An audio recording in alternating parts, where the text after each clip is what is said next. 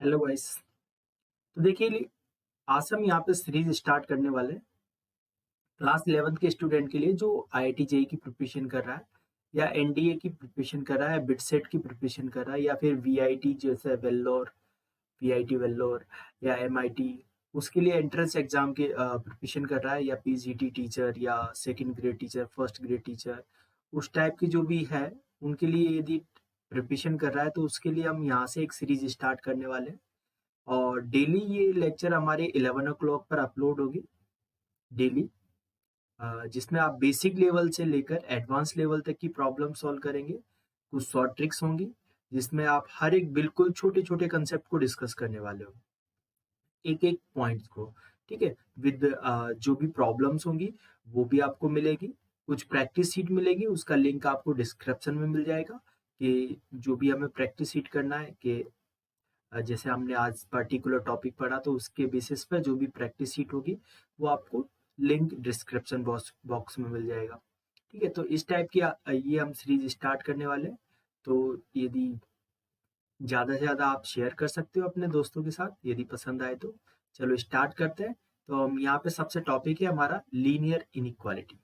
तो first of all हम discuss करते हैं what is the linear inequality. तो लीनियर इक्वल इनइक्वालिटी आपने इक्वेशन तो पढ़ा होगा क्लास 10th में। बेसिकली हमने यहाँ पर तो ये तो डिस्कस किया है कि लीनियर इक्वेशन, बट आज हम डिस्कस करने वाले हैं यहाँ पर लीनियर इनइक्वालिटी। तो सबसे पहले हम इंट्रोडक्शन की बात करते हैं।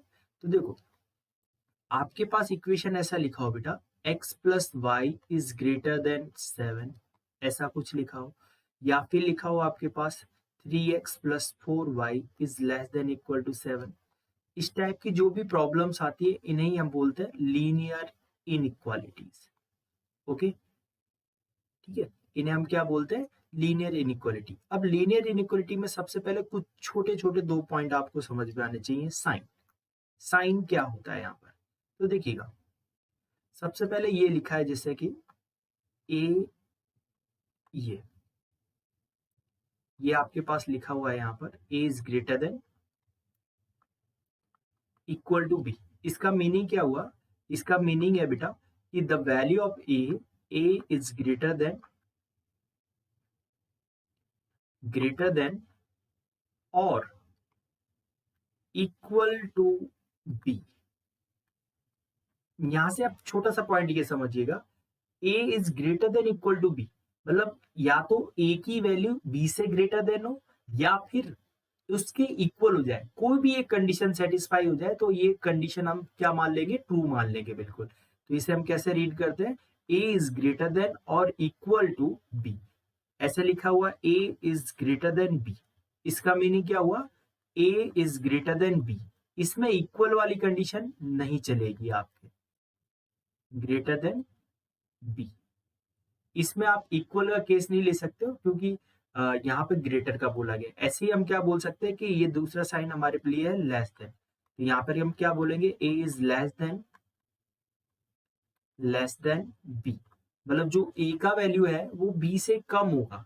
ठीक है, तो ये चीज आपको याद रखना है। ये बहुत छोटे छोटे सिंबल्स हैं पर बहुत यूजफुल है हमारे लिए, क्योंकि इन इन कंडीशंस के बेसिस पे हम आगे चल के आंसर्स को कैसे लिखेंगे, आगे चल के इनइक्वालिटी का जो सॉल्यूशन आता है उसे हम कैसे रिप्रेजेंट करेंगे, वो सब चीजें यहाँ से सीखने वाले हैं। ऐसे ही जब वो होगा हमारा third case, A is less than equal to B, इसका मीनिंग क्या होगा, ए इज लेस देन और इक्वल टू बी। अब अच्छी बात यहां से ये है बेटा कि less than equal to B का मीनिंग है कि उसमें से कोई भी एक कंडीशन सेटिस्फाई हो जाए, या तो लेस देन वाली सेटिस्फाई हो जाए या फिर इक्वल वाली सेटिस्फाई हो जाए। तो आप डायरेक्टली बोल सकते हो कि ये less than equal to B आपका ट्रू है। हाँ, दोनों की दोनों सेटिस्फाई हो जाए तो ये तो गोल्डन चांस होगा हमारे लिए, तो आपको कोई प्रॉब्लम नहीं है। यदि दोनों की दोनों हो जाए तब भी हमारे लिए अच्छा ही होगा, और सिंगल एक हो जाए तब भी हमारे लिए अच्छा है। ठीक है, आई होप आपको ये साइन समझ में आए होंगे। तो नेक्स्ट पॉइंट लेते हैं हम इसमें। नेक्स्ट पॉइंट है हमारा छोटे छोटे दो नोट है। अब नोट क्या बोले गए कि लेट सपोज अपने पास कोई इनइक्वालिटी है, मैंने कोई इनइक्वालिटी लिया, मेरे पास ये है, आपको मैं 4 एग्जांपल लेके बताता हूँ। जैसे कि मैंने लिया 4 इज देन 8, होता है डेफिनेटली, आपको मालूम है ठीक है। अब आप क्या कीजिए, दोनों साइड पर कोई पर्टिकुलर नंबर ऐड कर दीजिए।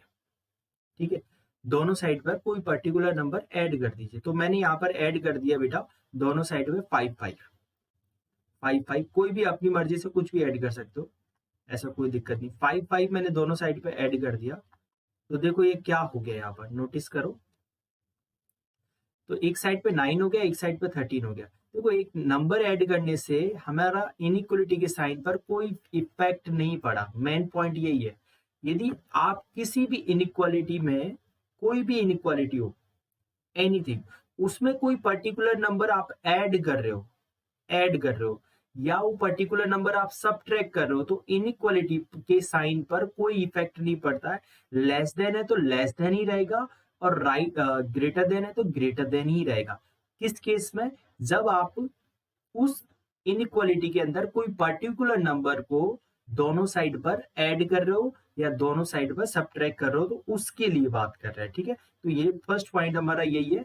Equal number may be added और subtract both side of inequality without affecting the sign of inequality. वो इनइक्वालिटी के साइन को इफेक्ट नहीं करता है।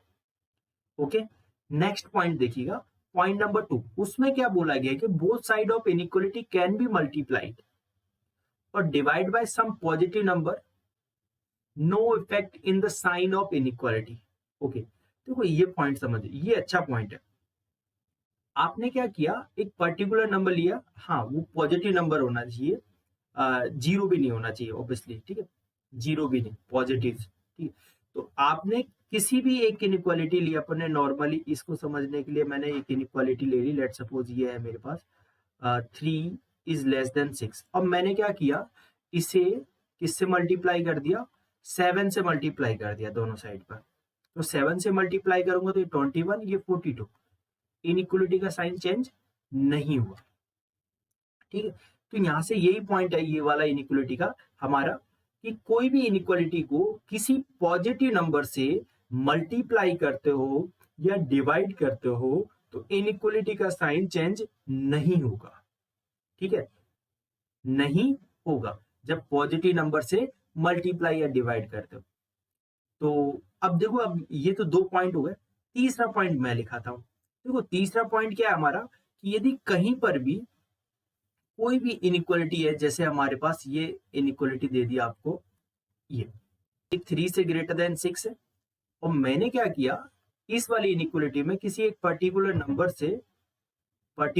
से क्या कर दिया, यहाँ पर नेगेटिव नंबर से मल्टीप्लाई कर दिया। जैसे -6 से मल्टीप्लाई कर देता हूं, तो -6 से मल्टीप्लाई करोगे तो कितना हो जाएगा, -3 इंटू -6, तो -18, और ये -36।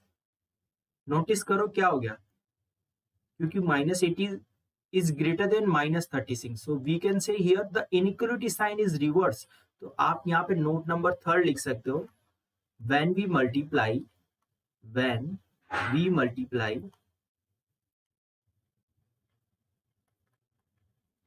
any inequality by any negative number,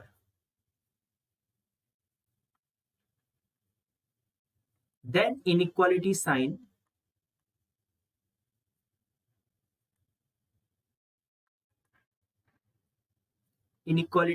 reverse. Inequality sign कैसा हो जाएगा बेटा, रिवर्स हो जाएगा। ठीक है, इनइक्वालिटी साइन रिवर्स। ओके, तो ये हमारा पॉइंट रहेगा यहां से। तो किसी भी इनइक्वालिटी को यदि आप किसी पर्टिकुलर नेगेटिव नंबर से मल्टीप्लाई करते हो, आपने एग्जांपल भी देखा अभी 3 ग्रेटर देन 6 था। ओके, तो मैंने उसको -6 से यदि मल्टीप्लाई कर दिया तो वो क्या हो गया, जस्ट रिवर्स हो गया, उसमें -18 इज ग्रेटर देन -36 हो गया। तो आपको ये चीज याद रखना है कि यदि आपको किसी भी नेगेटिव नंबर से मल्टीप्लाई करते हो तो इनइक्वालिटी का साइन क्या होगा, आपका रिवर्स हो जाएगा, और पॉजिटिव से मल्टीप्लाई करने पे इनइक्वालिटी का साइन रिवर्स नहीं होगा, तो वहां पर हमें कोई इफेक्ट नहीं पड़ने वाला। हाँ, ठीक है, तो ऐड करने पे कोई इफेक्ट नहीं है, सब्ट्रैक्ट करने पे कोई इफेक्ट नहीं है, मल्टीप्लाई पॉजिटिव नंबर से करने पर कोई इफेक्ट नहीं है, पर इफेक्ट कहां पर है, नेगेटिव नंबर से। तो नेगेटिव नंबर से जब भी मल्टीप्लाई करोगे तो इनइक्वलिटी का साइन क्या हो जाएगा, आपका रिवर्स हो जाएगा। ठीक है, जीरो से हम मल्टीप्लाई और डिवाइड नहीं करते, क्योंकि जीरो से मल्टीप्लाई डिवाइड किया हमने तो क्या हो जाएगा, हमारे पास नॉट डिफाइंड का चांस बन सकता है, तो इस वजह से जीरो से डिवाइड नहीं करेंगे। ठीक है, ये तो हुआ हमारा इनइक्वलिटी में पर्टिकुलर एक केस। अब बात करते हैं इनइक्वलिटी के आंसर्स को कैसे रिप्रेजेंट करते हैं। जैसे कि आपके पास ये आ गया, एक एग्जांपल लिया मैंने, यहाँ पर छोटा सा एग्जांपल ले लिया कि आपको बोला गया कि ये 3x + 2 is greater than equal to 4। अब आपसे बोला जाए कि इस इनइक्वलिटी को सॉल्व करके इसका आंसर निकालिए। तो देखो, जो हम ट्रांसफॉर्मेशन इक्वेशन में लगाते थे वैसे का वैसे ही लगा सकते हैं। यहाँ पे बस आपको क्या करना है, किसी पर्टिकुलर नंबर से नेगेटिव नंबर से डिवाइड करोगे या मल्टीप्लाई करोगे तो इनइक्वलिटी का साइन चेंज कर देना, बाकी सब कुछ चीजें सेम डिट्टो, 1% भी चेंज नहीं होने वाली है। ठीक है, तो स्टार्ट करते हैं। जैसे कि मैंने इसका सॉल्यूशन निकालने की कोशिश की, तो मैं क्या करूंगा, 2 को मैंने दूसरी साइड शिफ्ट कर दिया, तो कितना हो गया, प्लस का है तो उधर जाएगा तो माइनस, तो ये हो गया 3x इज ग्रेटर देन 2, और 3 ये पॉजिटिव नंबर है, 3 से डिवाइड करूंगा तो इनइक्वलिटी का साइन भी चेंज नहीं होगा। तो मेरा क्या आया यहाँ से, x इज ग्रेटर देन 2/3। अब मुझे इसके आंसर को रिप्रेजेंट करना है, आंसर्स को रिप्रेजेंट करना है। तो आंसर्स को रिप्रेजेंट करने के लिए हम किसका यूज करेंगे, या तो नंबर लाइन का यूज करेंगे, या फिर इसको रिप्रेजेंट करने का एक इंटरवल होता है, इंटरवल रिप्रेजेंटेशन, वो भी बहुत ज्यादा हमें यूज करना होता है। तो हम यहाँ पे सबसे पहले नंबर लाइन पे देख लेते हैं इसके आंसर्स को कैसे रिप्रेजेंट करने वाले हैं। तो मैंने क्या किया, ये रियल नंबर लाइन ले ली हमारी, ठीक है, और इस पे हमें रिप्रेजेंट करना है। तो मैंने क्या किया, मेरा जो पॉइंट था, मेरा पॉइंट क्या था यहाँ पर, वो है 2/3। तो 2/3 लेट सपोज ये है मेरा। अब मुझे चाहिए x का वैल्यू ग्रेटर देन 2/3, तो x का वैल्यू ग्रेटर देन 2/3 तो ये वाला पोर्शन, क्योंकि हम जानते हैं कि 2/3 से जो ग्रेटर पोर्शन आएगा वही हमारा आंसर होगा, तो 2/3 से ग्रेटर पोर्शन हमेशा उसके राइट में आता है। तो ये कहां तक जाएगा बेटा, इनफाइनाइट तक। ये तो नंबर लाइन रिप्रेजेंटेशन हो गया, पर आप इसे लिखोगे कैसे, मेन पॉइंट तो ये है। तो उसके लिए हम डिस्कस करने वाले हैं इंटरवल्स। तो सबसे पहले हमारा इंटरवल्स के लिए हम डिस्कस करेंगे कि इंटरवल्स के टाइप क्या होते हैं और उसमें आंसर्स को कैसे रिप्रेजेंट किया जाता है। तो नेक्स्ट टॉपिक है हमारा यहाँ पर इंटरवल्स। देखो, ये छोटे छोटे बेसिक बेसिक कंसेप्ट है, इतनी छोटी छोटी बेसिक्स है, पर ये हमारे बेस को इकट्ठा कर रहे हैं, मतलब बेस को बहुत स्ट्रॉन्ग कर देंगे। क्योंकि आपको ये इंटरवल्स मालूम होंगे, ओपन इंटरवल क्या है, क्लोज इंटरवल क्या है, सेमी क्लोज सेमी ओपन क्या है, या फिर पर्टिकुलर नंबर्स को आंसर्स में लिखना हो तो उसे कैसे लिखोगे। तो ये सब चीजें सीखने के लिए आपको क्या करना होगा, इंटरवल्स को बेस बनाना होगा। तो हम देखते हैं कि इंटरवल्स कैसे हैं। तो इंटरवल्स बेसिकली 3 टाइप्स के होने वाले हैं हमारे पास, ओपन इंटरवल, क्लोज इंटरवल और सेमी ओपन सेमी क्लोज। तो ओपन इंटरवल क्या होता है कि जैसे कि आपको दे दिया यहाँ पर कि लेट सपोज x का जो वैल्यू है, x कोई एक पर्टिकुलर नंबर है, उसका वैल्यू है 2 से तो ग्रेटर देन है बट 3 से लेस देन है। ठीक है, 2 से तो ग्रेटर देन है बट 3 से लेस देन है। तो इस वाले केस में क्या करोगे, इसमें एक चीज है, जो 2 और 3 है इन्हें हम बोलते हैं बाउंड्री पॉइंट। 2 और 3 जो हमारे हैं वो है बाउंड्री पॉइंट। ओपन इंटरवल के केस में बाउंड्री पॉइंट्स को इंक्लूड नहीं किया जाता है। तो ओपन इंटरवल कब यूज किया जाता है, जब आपको बाउंड्री पॉइंट को इंक्लूड नहीं करना हो। Boundary points not included, boundary points को इंक्लूड नहीं करते हो। तो कोई भी आपको लिखा हो कि x की वैल्यू 2 से लेकर 3 तक है, उसको हमें रिप्रेजेंट करना है, तो और हमें बोला गया है कि 2 और 3 को आंसर में नहीं लेना है, तो हम किससे रिप्रेजेंट करेंगे, ओपन इंटरवल से।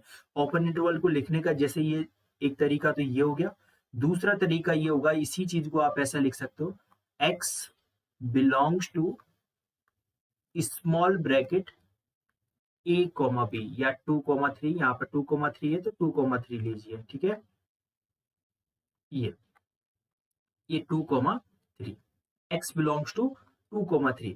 ठीक है, अब देखो यहाँ से 2,3 मैंने यहाँ पे एक स्मॉल ब्रैकेट लगाया है, तो स्मॉल ब्रैकेट को ही हम बोलते हैं ओपन इंटरवल। स्मॉल ब्रैकेट को ही क्या बोलते हैं, ओपन इंटरवल। इसका मतलब ये है कि जो ओपन है ना, 2 और 3 जो बाउंड्री पॉइंट है, इन दोनों को इंक्लूड नहीं करना, बाकी इसके बीच के जो भी आंसर है 2.1, 2.2, 2.3, ये सब इसके आंसर होंगे। ठीक है, तो यहां से यही चीज है कि आपको इंटरवल बहुत स्ट्रांगली याद रखना है कि ये 2 से लेकर 3 है, यदि बाउंड्री पॉइंट नहीं लेना है तो ओपन रख देना है, ठीक है। इसी चीज को कभी कभी बुक्स में एक और वे से लिखा जाता है, इस वाले रिप्रेजेंटेशन को कभी कभी इसे ऐसे लिखा जाता है, x बिलोंग्स टू ऐसे, ठीक है। ये भी ओपन इंटरवल का ही साइन है, तो आपको याद रखना है दोनों इंटरवल कैसे हो, ठीक है। इसमें बाउंड्री पॉइंट को इंक्लूड नहीं किया जाएगा, तो ये है आपका ओपन इंटरवल। अब अगली बात करते हैं क्लोज इंटरवल की। तो ऑब्वियसली क्लोज जस्ट ओपन के अपोजिट होगा। तो देखो ओपन में क्या करते थे कि बाउंड्री पॉइंट को नहीं लेते थे, तो क्लोज में क्या होगा, सिंपल बाउंड्री पॉइंट को इंक्लूड कर लिया जाएगा। तो इसको कैसे लिखेंगे, जैसे आपको x की वैल्यू 2 से ग्रेटर देन इक्वल टू 3 है। अब यहाँ पे देखो इक्वल टू का साइन आ गया, मतलब 2 और 3 को, बाउंड्री पॉइंट को भी आपने यहाँ पे इंक्लूड कर लिया। अब जब 2 और 3 को इंक्लूड कर लिया, इसका मतलब कि वो क्लोज इंटरवल है। तो इस चीज को हम ऐसे रिप्रेजेंट कर सकते हैं, x बिलोंग्स टू, ये बिलोंग्स टू का साइन होता है 2 to 3, और इसे बिग ब्रैकेट के थ्रू रिप्रेजेंट किया जाता है, बिग ब्रैकेट के थ्रू। और यहाँ पर अच्छी बात क्या है, क्लोज इंटरवल में बाउंड्री पॉइंट इंक्लूडेड, इसमें क्या होता है, boundary point included,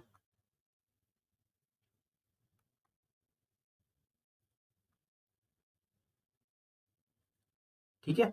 boundary points को क्या करते हैं यहाँ पर इंक्लूड करेंगे, मतलब ये 2 और 3 जो है वो तो आंसर होगा बिल्कुल इस केस में, और उसके बीच के जो नंबर्स हैं वो भी आपके यहाँ पर आंसर होंगे। तो ये चीज आपको याद रखनी है कि what is the close interval. Close interval basically हम जब भी हमसे बोला जाए कि ऐसी प्रॉब्लम आई है कि उसमें बाउंड्री पॉइंट के आंसर्स को भी इंक्लूड करना है, तो हम उसे रिप्रेजेंट करेंगे किससे, क्लोज इंटरवल से। तो थर्ड पॉइंट आता है हमारा सेमी ओपन सेमी क्लोज।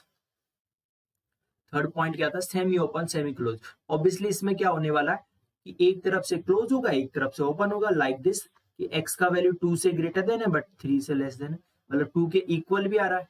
या फिर एक और एग्जांपल हो सकता है कि 2 पे तो ओपन आ जाए, 3 पे क्लोज आ जाए। तो यहाँ ये वाले रिप्रेजेंटेशन को कैसे लिखेंगे, x बिलोंग्स टू, देखो 2 पे इक्वल है तो यहाँ पे 2 पे क्लोज लगाएंगे, 3 पे ओपन है तो 3 पे स्मॉल ब्रैकेट।